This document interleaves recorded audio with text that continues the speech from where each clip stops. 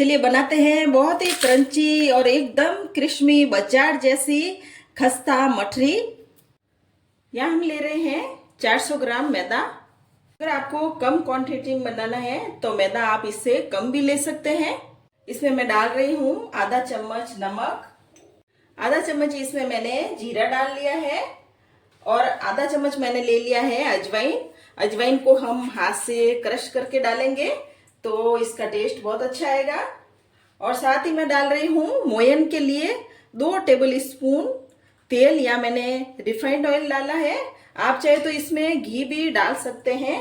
अब इन सबको हम मिक्स कर लेते हैं।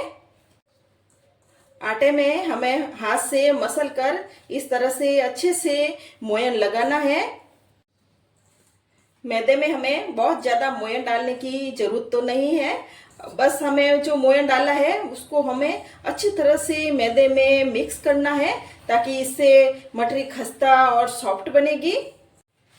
मोयन को हमने मिक्स कर लिया है।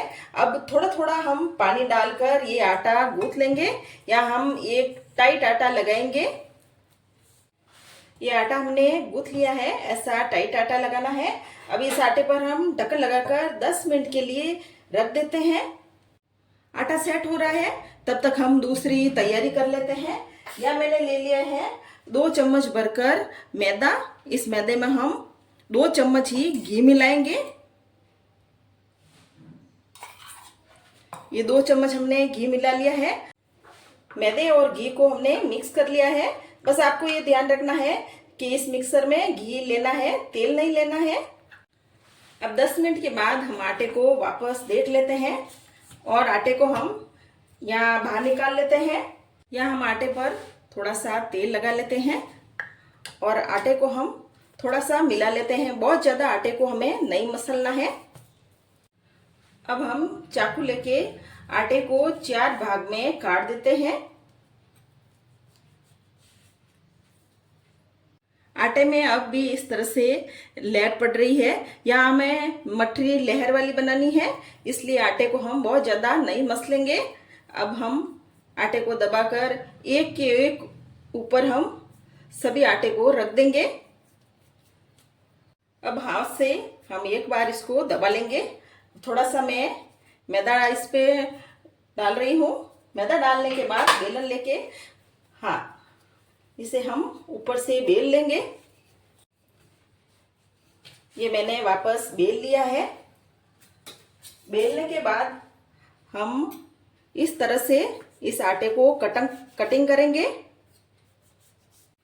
अब हम इसको छोटे छोटे भाग में टुकड़े कर लेंगे। यह हमने सभी के टुकड़े कर लिए हैं। अब हम यहाँ पे एक पीस लेंगे और एक पीस को हम बेल लेते हैं। या हमने इस पीस को बेल लिया है।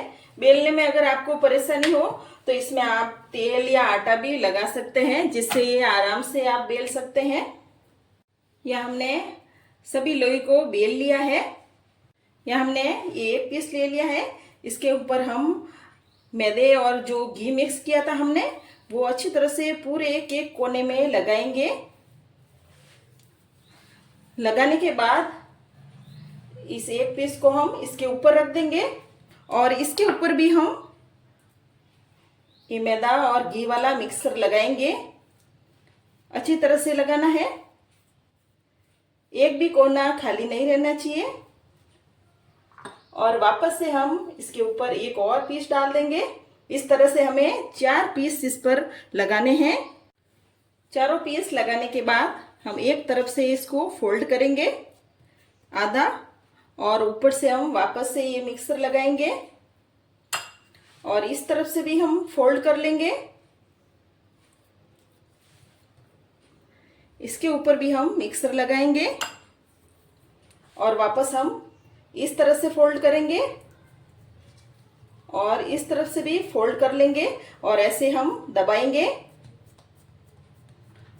और जो बाकी के हमारे पीस हैं उनको भी हम इसी तरह से तैयार कर लेंगे। अब यहाँ पे हम ये एक पीस लेंगे और इसके दोनों तरफ हम आटा लगाएंगे मैदा, और हम इसको बेल लेते हैं।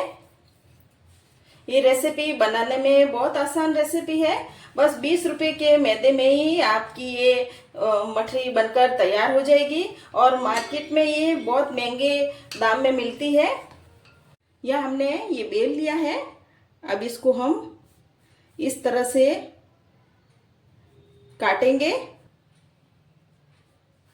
अब इस तरफ से काट लेंगे। इस मठरी को कट करके हम निकाल लेते हैं। अब जो हमारे बचे हुए पीस हैं उनको भी हम इस तरह से ही बेल कर कट कर लेंगे। हमने यहाँ पे ये सारे पीसेस कट कर लिए हैं। अब इनको हम फ्राई कर लेंगे। अब तेल गर्म हो गया है। अब एक एक करके हम इसमें पीस डालेंगे। एक बार में इतने ही पीस हम डालेंगे क्योंकि ये मठरी अभी फूलेगी। पकने के बाद मठरी ऐसे फूल गई है और मठरी की इस तरह से एक एक परत अलग हो रही है। मठरी को आप देख सकते हैं कितनी बढ़िया परतें बनी हैं और एक एक परत इसमें खुली है। इन मठरी को हमें लो आंच पर फ्राई नहीं करना है। अगर आपने इसको लो आंच पर फ्राई किया तो ये ज़्यादा देर तक फ्राई करते रहेंगे आप और ये तेल भी पिएगी, इसलिए हमें इसे मीडियम आंच पर फ्राई करना है।